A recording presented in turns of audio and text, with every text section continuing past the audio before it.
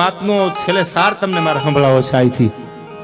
તને મને હાવ જીવતો ન જવા દે. તું મારી હારે હાલ મારા રાજમાં આવી જા.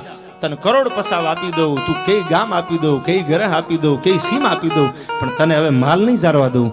અને સાહેબ ટૂંકમાં વાત કરું, પ્રસંગ તો બહુ મોટો છે, પણ માલધારીને પોતાના રાજમાં લઈ જાય છે.